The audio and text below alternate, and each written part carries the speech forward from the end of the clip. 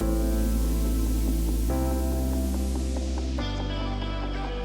blueprint for Christian thought and living. God and angels. Welcome to our next video in the Big Picture series, where we examine the essential constitutional differences between God and angels. This is the very first foundational dichotomy experienced within the created order. Only with God's self-revelation in Jesus Christ, the bedrock of all truth, can we possibly know the absolute contrast between the Creator and the first creatures He created. Now let's consider these contrasts. God is revealed as Creator, Divine Being, Intrinsic Being, Eternal Being, and self-generating being, whereas angels are revealed as creature, spirit being, extrinsic being, temporal being, and derivative being. Now let's unpack these distinctives. God is the original and the ultimate being. As mentioned in our last video, Foundational Dichotomies, we must acknowledge and accept that God was, is, and always will be the beginning and the end of everything, of all truth, of all understanding, and of all existence. All other being is derived from God, out of God, ek theos. As Creator, He created all creation, all things, and all beings. Angels are the first created beings. They are created as choosing creatures. This necessitated that God self-limit Himself, His setting limits on His own sovereign control. He is no less the sovereign one ultimately, yet He is not absolutely determining all things. Absolute determinism is a false notion. This allows angelic creatures legitimate freedom of choice. The choice of being willingly receptive to God or not. This is not free will, independent of their Creator, to self-energize and self-govern themselves, autonomously bringing to pass personal desires. No, God alone has free will. Nothing else and no one else does. Everything is dependent upon God ultimately. God alone has absolute autonomy. God is the essential being. He created all beings as lesser beings than His being. Out of Himself, ek theos, God created creature beings who were not Himself. However, they are not little gods, invested with His divine character, which would allow them to possibly exist as independent of God, autonomously. There is an essential constitutional difference between God and angels. God is God and angels are angels. Angels are spirit independence, deriving being and doing from divine spirit. God is spirit in essence. God is always divine, and creation and all elements of it are but branches.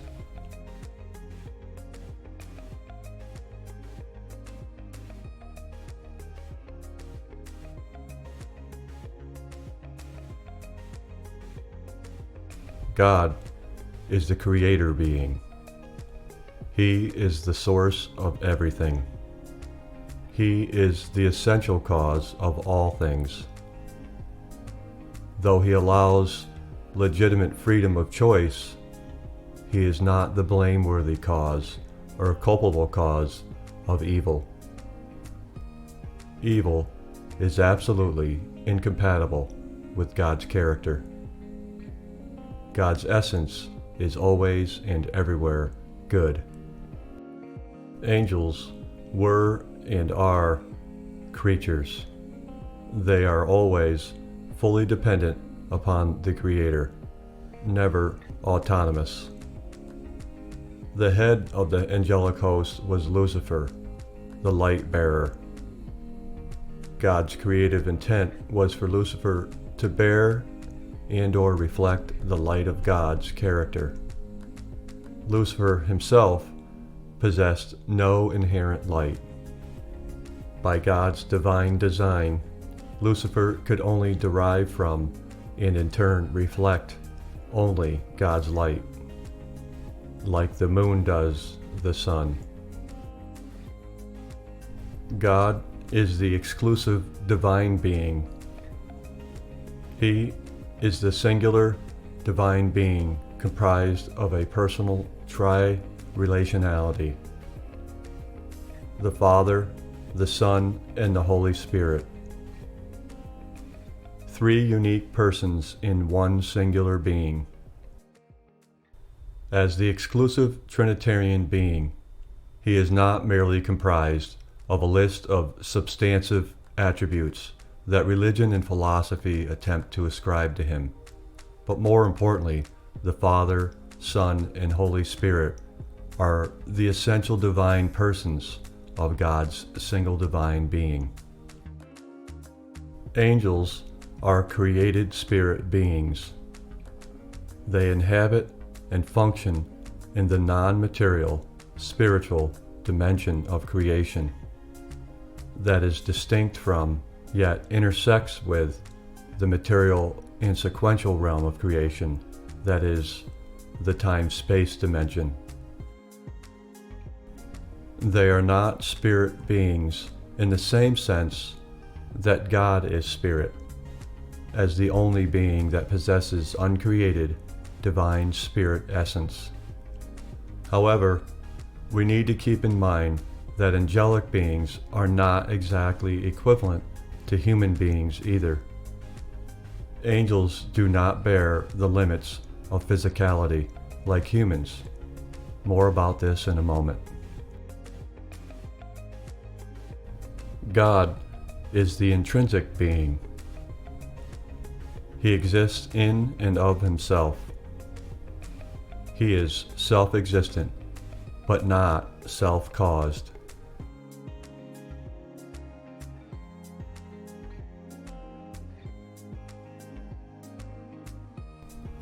God did not create himself.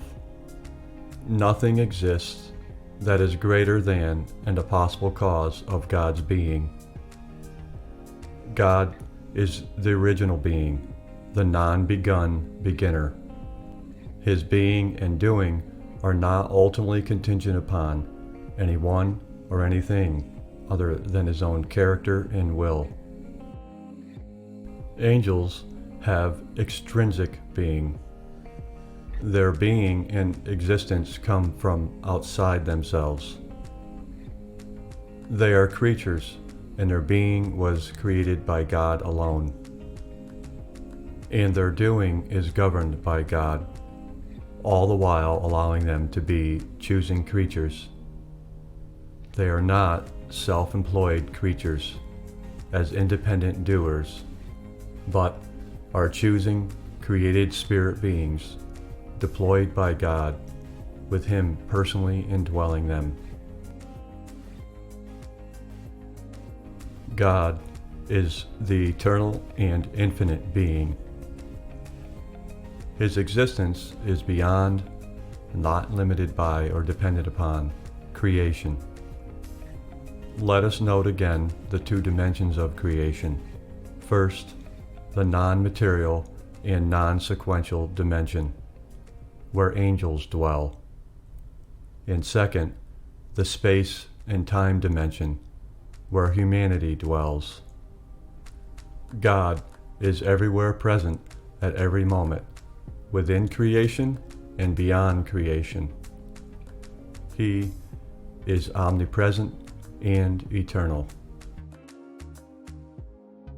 Angels are transtemporal and translocative. As created beings, they cannot be everywhere God is at all times. But neither are they under the same limitations of space-time as human beings. Angels are fixed within the created realm, though they are not fixed by the space-time dimension of creation.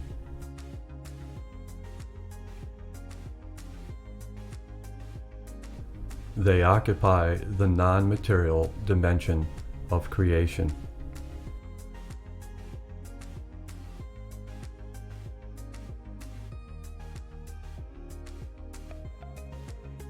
God is the independent and self-generating being. He does what he does because he is what he is. He generates his own character in his every action. Divine presence being drives divine power doing. God is absolutely autonomous. Angels are dependent and derivative creatures. Like all creatures, angels depend upon the Creator. They must derive who they are and what they do from the divine Creator, who is their only true source of essence and expression. They don't possess inherent essence. They don't possess inherent ability, but depend exclusively upon abiding divine existence and abiding divine enablement.